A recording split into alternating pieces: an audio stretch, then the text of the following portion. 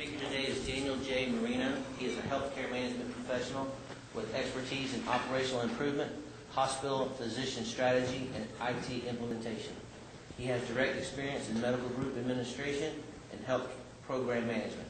As a consultant, he has led financial turnarounds at health systems and medical group across the country. Dan shares his insights regularly at healthcare industry events and has written several articles for national publications.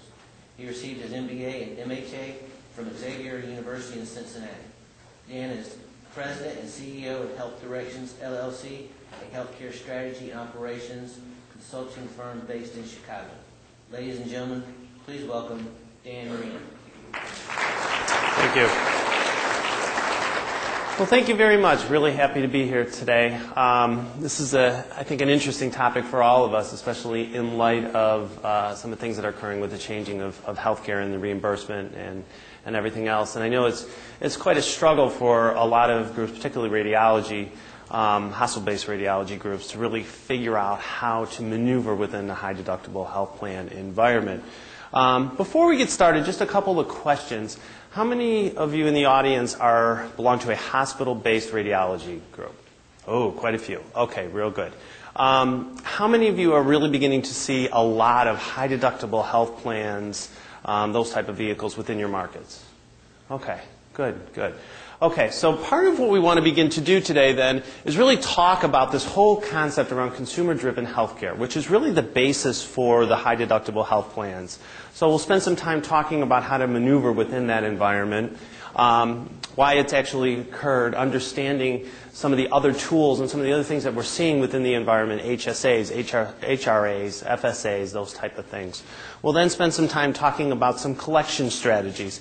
And particularly for hospital-based programs or hospital-based radiology groups, this is a particular challenge, obviously, because of working with the hospital and the way that information flows. So we'll spend some time talking about that, too, as well as giving you some ideas and some strategies on how to tackle some of that and work with your hospital. We'll spend some time talking about collection tools as well as some indicators. And then we'll finish up with some discussions around managed care analysis, payment analysis, that sort of thing. A little bit about Health Directions. We are an operations consulting firm based in Chicago, national consulting practice. We really have what we call our 4 practice solutions. We work with groups such as yours on revenue cycle and business processes, helping to improve overall financial performance. We do a lot of work with electronic health technology. Deploying new practice management systems or EMRs, or really just helping to improve electronic health technology. And for particularly hospital-based groups, we're spending a lot of time with interoperability and trying to exchange information, which I'll touch on as part of some type of a solution to help you gather information. We also do a lot of work with hospital physician strategy work, so helping groups such as yours work better with your hospitals, as well as then doing some general practice management. Here are some of the clients that we worked with pretty much all over the country. So, okay, a little bit about what we're here to talk about today. The high-deductible health plans and some of the other tools that are involved. If we can talk a little bit about the market and what makes groups successful. What are some of these better performing groups doing to allow them to proactively manage their environment, incorporate some tools to make them successful? Well, it really begins with having a structure in place to do what we call proactively measuring and managing the business activities. What we found through a lot of the research is better performing groups have indicators and metrics in place that allow them to proactively manage some of the activities that are occurring within their market. They begin to anticipate problems before they become a crisis. They put processes in place to help them change business activities in order to make sure that they're anticipating changes in collection activities and so forth, especially as it comes to changing reimbursement, new plans, or new programs that are occurring in your marketplace. The quicker you know about these things, the quicker you can anticipate changes, the better then you stabilize your cash flow, or at least to make some changes with your business activities.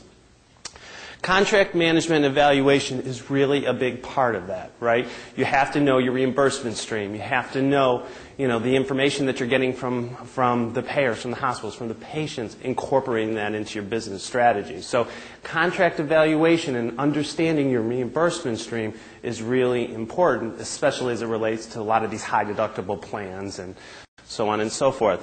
But really the ability to anticipate these changes is what is a differentiator between better performing practices and sort of the average practices that are out there.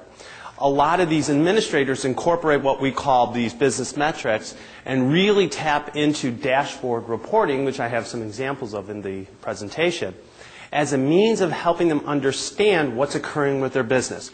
Almost creating like a snapshot of business activities that are occurring within your group and then identifying ways to be able to change operations in order to proactively measure some of your outcomes. So healthcare is definitely moving and has moved to more of this consumer-driven type of focus, where patients have become more involved in their healthcare spending and the delivery of healthcare. The internet has contributed to that a lot, if you think about it. A number of years ago with, once WebMD came up and was all over the internet, patients, if they had any type of symptom at all, were going on the internet to try to find this information. And we're almost testing physicians, if you will, and that's really still occurring today. So patients are definitely more involved in their health care in the last 5 years than they were obviously any time before that, and that trend is going to continue. The same holds true with the reimbursement. There has been a major shift of getting patients more involved in their health care spending. A lot of it has been a response of the insurance industry. A lot of it has come as a response of employers. Employers can't afford to pay for all of the health care spending. We'll talk about that in a second. So in essence, what's happened is they've shifted that responsibility onto the patients. Patients then are starting to ask a lot of questions of what they're spending their money on and that sort of thing. The financial responsibility having been shifted to the patients, I think puts the patients at a little bit of a disadvantage, but it puts providers such as you all at a very big disadvantage. Because again, if you can't have these conversations with patients in advance, or if the reimbursement is coming less from the insurance company and more of it coming from the patient, your processes that you have in place within your office, within your group have to be different in order to maintain the right level of reimbursement. The government has really promoted this. They initially had incorporated this philosophy of consumer-driven healthcare as a means of slowing healthcare costs. The thought being, if they can get patients more involved in the healthcare spending, right, they're going to be questioning why the delivery of services, what's occurring. If I had an MRI 2 months ago, why do